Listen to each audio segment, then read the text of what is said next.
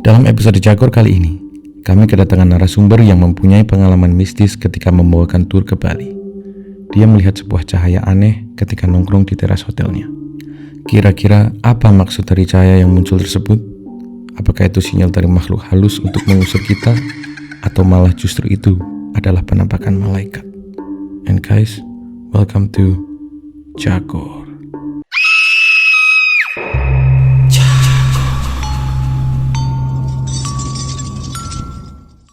Selamat datang di Jagor.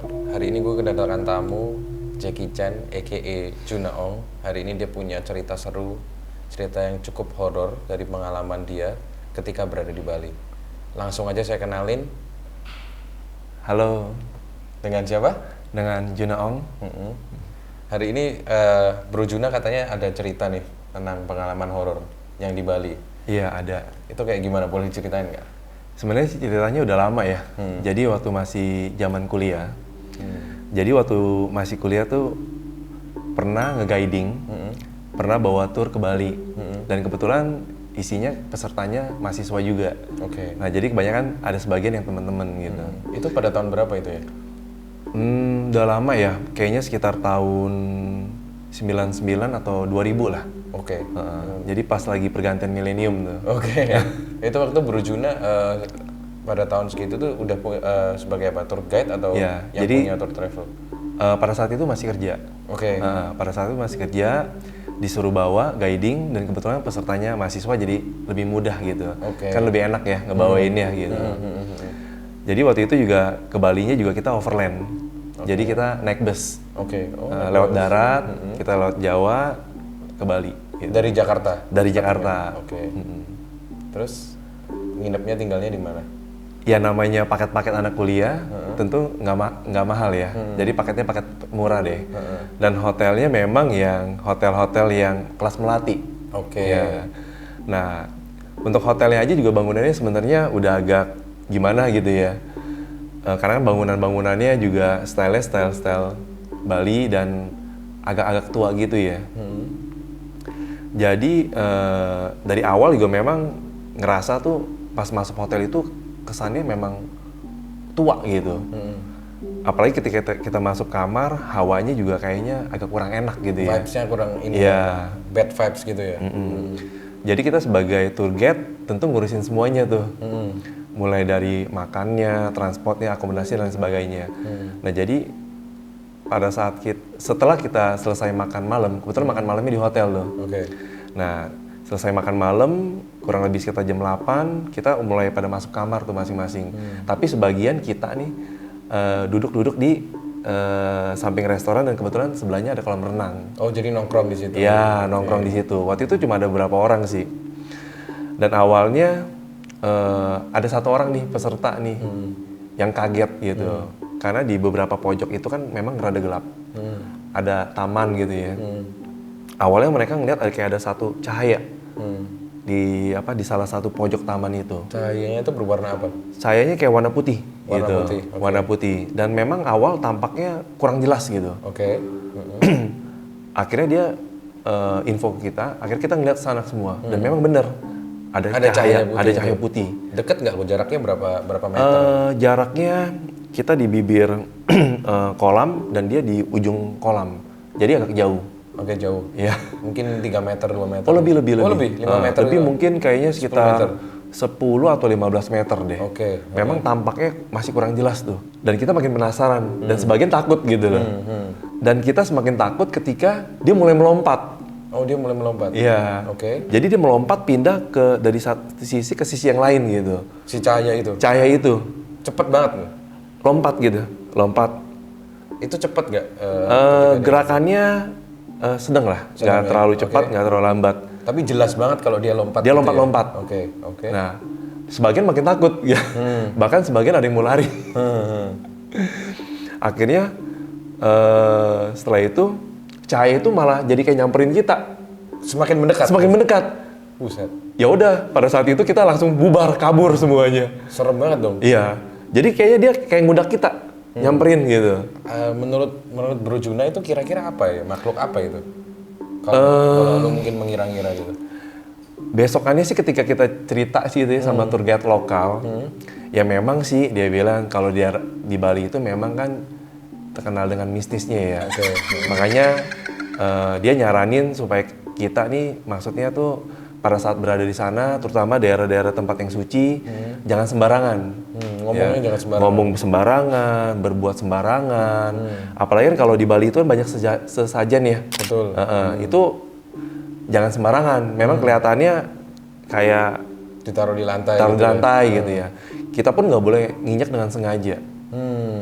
Nah, mungkin ya kalau menurut guide-nya, mungkin di situ kan banyak sesajen. Mungkin ada yang pernah nginjak dengan sengaja, dia jadi kayak mungkin penampakan atau gimana gitu ya. Oke. Tapi intinya kalau memang kita nggak sengaja keinjak atau ketendang pun nggak apa-apa gitu. Yang penting kita jangan kayak menantang gitu. Itu kayak melecehkan gitu. Melecehkan. Oke. Karena memang itu dianggap sakral sih buat mereka dan itu mereka amat sangat mempercaya hal itu. Betul, menghormatin itu kan. Menghormati gitu. Terus ketika Koko habis lihat cahaya tersebut, apa perasaan Koko apa? Langsung mikirnya ya itu sesuatu makhluk lah, makhluk di luar kita gitu ya. Cuma memang penampakannya kurang jelas gitu. Kurang jelas. Oke. Tapi awalnya kita pikir itu kayak cahaya lampu gitu ya. Tapi kalau cahaya lampu Atau kayaknya kayak sorot yang dari jauh itu ya, macam kan gitu nggak mungkin dia lompat-lompat gitu loh. Jadi sempat mikir apa tuyul gitu kan, atau pocong. atau pocong gitu. Memang tampaknya nggak jelas. Mukanya juga. Tapi itu nggak sempat kelihatan. direkam sih. Oh, sempat direkam. Sempat kerekam sih. Ada nggak sempat tuh? kerekam. Itu level. Ada sih, cuma udah lama banget kayaknya ya. Ada pokoknya sempat kerekam gitu. Ada nggak Koko filenya? Udah nggak ada lah, udah lama. Udah lama. Tahun 2000 berarti udah 20 tahun yang lalu ya. Tapi kerekam di kamera kerekam. Ada. Pada saat itu ada yang ngerekam. Dan pada saat itu kita tunjukin ke tour guide-nya. Oh, terus Dan gimana? kita tunjukin juga ke peserta yang lain. Ya akhirnya tahu semua, jadi pada takut. Serem sih itu tapi. Takut. Jujur, Akhirnya mereka pada iya. mau minta pindah hotel lah, ya kan. Pada saat itu kan kebetulan kita lagi high season. Setelah kejadian itu ya. Setelah kejadian itu, pada saat itu kan kita kalau nggak salah mau pergantian antara tahun 99 ke tahun 2000 tuh. Oh, tahun baru ya? Iya. Tahun milenium tuh disebutnya. Ya nggak bisa gitu kan. Kan kita juga udah bayar semua hotel gitu. Wih, cukup serem juga ya itu ternyata. Ya, akhirnya mereka dari yang tidurnya berdua-berdua, akhirnya mereka gabung. Tidurnya ada yang berempat, ada yang bertiga Setelah gitu. kejadian itu. Iya. Tapi apakah setelah cahaya tersebut jadi ada di hotel itu, terus hotel itu jadi nggak laku atau apa gitu? Atau nggak ada hubungannya? Waktu itu kan medsos juga nggak terlalu ini ya, belum Jadi terlalu nggak ada- kayak rame sekarang ya. Jadi ya nggak terlalu terekspos lah. Jadi nggak itu untuk internal kita aja. Cuma jadi kalau untuk kan kalangan mahasiswa ini kemarin mahasiswa kan. Jadi ya besok-besok ya dia cerita hotel apa ya kan. Ya pasti untuk yang mau pergi lagi menghindari hotel itu. Gitu, takut. Tapi emang hotelnya emang benar-benar serem. Ya memang sih kelihatan tua ya. Di daerah mana di Bali waktu itu? Waktu itu di daerah Sanur. Oh, Sanur. Iya, Sanur. Hotelnya masih ada nggak sampai sekarang? Hotelnya ya, mungkin masih ada ya, cuma udah nggak update lagi karena udah nggak pernah ke sana. Namanya apa lo hotelnya? Namanya ya, Ada namanya? Iya. Oke. Itu pada tahun 99 ke 2000 iya tahun ya? 99 ke 2000. Itu ada view laut gitu-gitu nggak? Kebetulan jaraknya nggak deket sama pantai. Oh, nggak deket sama Jadi pantai. kita harus jalan dulu. Oh, jadi emang kalau pas gue hangout di sana itu cuma ada kolam renang terus ngobrol yang lihat Iya. gitu. Jadi hotelnya memang nggak di pusat keramaian. Di Sanurnya itu ya Sepi, serem ya. daerahnya juga memang nggak rame gitu. Ya maklum lah, namanya juga hotel-hotel kelas murah ya. Berarti gitu. kayak Walking Dead gitu ya, sepi gitu jalannya. Ih, serem. Ya depan sepi. Kita juga mau masuk ke hotel itu juga lewat jalan yang kiri kanannya kalau nggak salah masih kayak ada sawah-sawah lah gitu. Oh, berarti kayak ada sawah-sawahnya. Iya, jadi memang kiri kanannya belum banyak pemukiman. Hmm. Jadi kayaknya kiri kanan hanya satu hotel itu Satu aja. petak itu doang ya, Iya. satu hotel. Lain sisinya nggak ada apa-apa. Waktu itu sih belum ada. Gila serem sih. Terus kalau mau cari makan atau apa gitu? Kita kan udah sediain. Jadi kita kalau catering gitu ya? jadi paket turnya itu udah termasuk makan pagi, siang, malam. Jadi kita udah siapin. Kalau pagi kan dari breakfast hotel. Kalau siang kita biasa makan di Cari keluar ya? di lokasi wisata. Malam Kadang kita ada yang di hotel, kadang ada sebelum sampai hotel kita makan dulu tuh di lokal restoran. Baru ke hotel. Baru ke hotel. Jadi ke hotel ya lebih banyak untuk istirahat aja gitu. Hotelnya kecil atau gede kok? Hotelnya lumayan lah. Berapa lantai? Dia kalau nggak salah 2 lantai ya. Kalau di Bali memang rata-rata 2 atau 3 lantai, maksimal 4 lantai ya.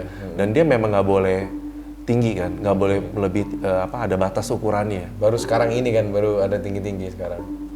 Sekarang pun mereka tetap ada batasan sih. Oh, tetap ada batasannya sekarang. Nggak boleh lebih tinggi berapa meter gitu. Karena pokoknya intinya gedung itu nggak boleh lebih tinggi dari tempat sembayang atau tempat suci mereka. Oh, gitu. itu aturannya dari Itu aturannya. Itu memang udah hukum adat di sana begitu.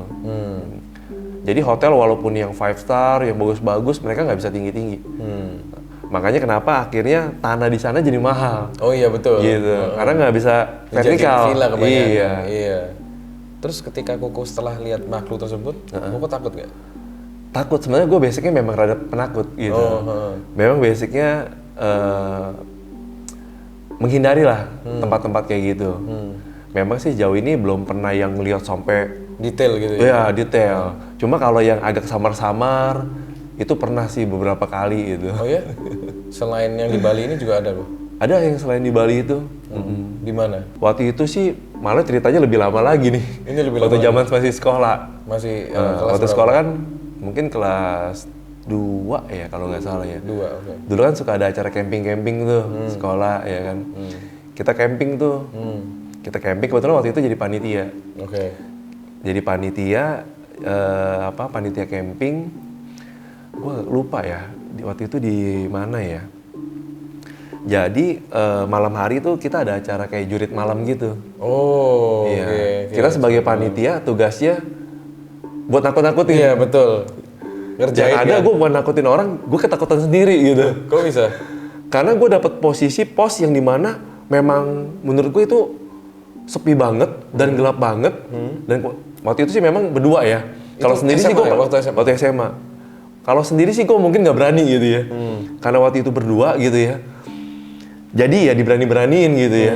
Waktu itu kita treknya itu kan kita ngelewatin kayak hutan gitu ya. Dan kebetulan gue ada kayak di puncaknya.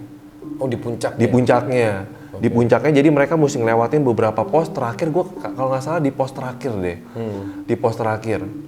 Udah mana berdua, udah gelap gitu ya. Gue waktu itu cuma modal senter doang kan. Sendirian? Berdua. Oh, berdua. Dan senter itu kan gue nggak boleh nyalain. Oh, nggak boleh nyalain? Karena nanti takutnya peserta ngelihat gitu. Kan kita mau nakut-nakutin nih. Jadi kita ketakutan gitu.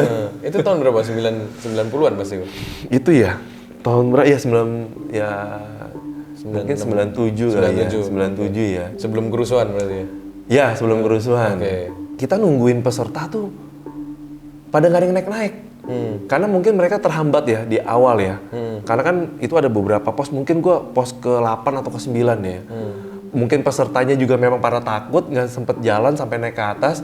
Ya jadi kita udah di situ, nggak ada peserta yang lewat. Yang akhirnya kita bengong, kita jadi takut sendiri, nggak ada yang lewat sama sekali. Jadi nggak ada yang lewat sama sekali? Nggak ada yang lewat sama sekali. Sampai malam? Nggak ada. Karena memang mereka jadi nggak nyampe. Mungkin treknya juga rada susah dan kebetulan juga habis hujan ya, basah gitu. Itu pos terakhir itu? Pos terakhir. Dan di atas. Gila. Dan itu memang ini sih, gimana ya, namanya juga di hutan ya. Terus juga apalagi kita lagi acara jurit malam buat nakut-nakutin orang gitu kan. Terus lucu kan, kita mau nakutin orang kita jadi ketakutan sendiri. Terus Koko lihat something aneh nggak pas ketika di pos itu? Waktu itu sih kita nggak ngeliat apa-apa ya, cuma memang hawanya sama anginnya gitu ya, memang membuat suasana ini ya serem gitu ya. Sugestinya ditambah nggak ada yang ngeliat gitu, nggak ada yang lewat. Nggak ada yang lewat. Nggak ada yang lewat. Akhirnya udah kita turun aja sendiri gitu. Nah pada saat turun pun kita juga perasaannya kayaknya takut gitu. Kita mau buru-buru turun aja ke bawah. Pengen ketemu orang intinya. Iya. Lama nggak? Itu berapa jam Koko di atas itu? Itu kurang lebih dari 1 jam. Di atas lebih dari 1 jam? Lebih dari 1 jam. Kan kita sebelumnya persiapan dulu, kita udah standby di sana. Pakai baju-baju serem gitu nggak atau nggak? Tujuannya kita tuh waktu itu nakut-nakutin ya, entah kita nyambit ya kan, atau kita lemparin apa gitu kan. Oh kayak gitu. Atau kita ngagetin gitu. Dan mereka nggak ada yang nyampe ke atas. Tapi nggak pakai baju-baju aneh ya? Kita pakai baju gelap aja. Baju gelap aja. Baju gelap aja yang kita ngumpet. Sampai akhirnya di malam terakhir tuh kan kita ngumpul tuh. Kita ngumpul, kita bikin lingkaran. Dan kalau nggak salah waktu itu sempat ada yang kesurupan deh. Oh, kesurupan. Salah satu temen. Pas kejadian itu, setelah jurit malam. Kan kita kalau nggak salah tuh 2 malam deh di sana. Malam pertama tuh ada yang kesurupan. Biasa deh ya kalau ada yang lemah atau suka bengong, pikiran lagi kosong, kesurupan dia di situ. Itu setelah jurit malam atau Sebelum. sehari sebelum jurit malam? Nah, sebelumnya. Itu membuat kita jadi tambah takut sebenarnya. Nah, makanya kenapa peserta jadi makin takut. Karena ada yang kesurupan, jadi mereka tuh kayak ngejalaninnya jadi setengah-setengah. Betul. Nggak naik sampai ke atas gitu. Mungkin gara-gara itu kali ya? Gara-gara itu. Dan mereka hanya dimodalin lilin dan 3 dan hanya beberapa korek api. Dan itu memang gelap banget. Jadi kita treknya kalau dengan ada senter aja juga rasanya memang udah treknya cukup berat ya. Ditambah basah. Oh iya. Makanya jadi nggak ada yang sempet naik ke atas gitu. Dan mereka cuma bawa lilin. Bawa lilin, modelin lilin 1 sama beberapa korek api. Dan itu kalau misalnya sampai mati, korek apinya habis udah nggak bisa lagi. Korek api bukan korek yang... Korek api yang Korek batang. macis. Iya, yang batang. Dan hanya beberapa, kan banyak angin.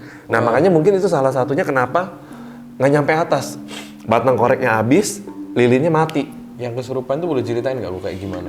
Ada di situ nggak, Bu, waktu kesurupan? Ada, Oh, iya. Itu ada. gimana ceritanya? Ya kesurupannya teriak-teriak aja gitu. Teriak-teriak ya. Udah gitu juga matanya juga melotot. Cowok atau cewek? Cewek. Cewek yang kesurupan. Matanya melotot gitu ya. Dan dia pada saat itu kayak meraung-meraung gitu. Kayak kemasukan sosok harimau gitu. Oh, harimau ya? Dia kayak mau merangkak gitu. Oh, sampai kayak gitu? Iya. Dan kita kan sebelumnya juga kan pasti koordinasi sama panitia yang lain? Bukan penduduk setempat kan. Penduduk setempat, oke. Nah, penduduk setempat akhirnya ya dibantulah sama mereka untuk menyadarkannya gitu. Ya didoain. Dan itu cukup lama sih untuk nenanginnya. Oh ya? Dan waktu itu dia bilang ya, ini makanya ketika kita ada di sini kita nggak boleh dalam keadaan bengong, pikiran kosong gitu. Terus pikiran nggak boleh aneh-aneh lah gitu. Memang ya tempat ini kan nggak selalu dihuni sama orang ya. Gitu. Itu berapa lama dia kesurupan? Ada 1 jam, 2 jam gitu nggak? 1 jam sih nggak ada ya. Mungkin kira-kira sekitar 20 menitan lah. 20 menitan? 20 menitan. Sampai akhirnya setelah dipegang sama penduduk setempat, dia udah mulai lemes, sadar. Yaudah akhirnya dia lemes tuh, dia capek. Karena dia banyak bergerak dan kita megangin gitu loh. Dia kayak mau meronta-ronta gitu. Oh, kok megangin juga waktu itu? Iya, bantuin. Kan sebagai berat panitia. nggak? Berasa kayak berat? Berat, atau gimana? tenaga Oh, dia berat. kuat dan tenaga dia itu lebih dari ukuran power cewek. Oh ya? Iya. Yang narik berapa orang gitu? Ya, mungkin sekitar 4-5 orang lah. 4 Kita orang? panitia. Ceweknya kecil gitu? Ceweknya ya standar lah. Sekitar tinggi sekitar 160 lah. Cuman aku setuju banget sama Koko tadi. Koko bilang kalau ke tempat baru atau ke tempat yang kita nggak pernah pergi, kita harus jaga kesopanan kita. Kalau enggak, kita pasti akan digangguin dan kita juga nggak tahu itu digangguin beneran atau gimana dan membantu pikiran kita kan jadi jelek kan. Iya. Pasti kan banyak banget kayak spirit-spirit yang nggak kita mau sebenarnya jadi keluar karena kita nggak sopan. Ya kita harus menghargai tempat-tempat baru. Ya, aku setuju sih. Oke, cukup untuk sesi kali ini. Terima kasih banget untuk Ko Juna hari Iya, ini udah thank mau you. cerita tentang pengalaman horornya yang di Bali ini serem banget sih. jujur. Serem sih itu. Maksudnya kayak Dia nyamperin ya. Iya. Nyamperin, dia kayak mau nangkap kita gitu. Makanya kita kabur semuanya, Deket pontang-panting. banget ya. Iya, Makin makanya. deket, kita pontang-panting semua. Kabur, buron. Oh iya, aku lupa tanya kok. Waktu itu kalian kumpul berapa orang? Sekitar 4 atau 5 ya.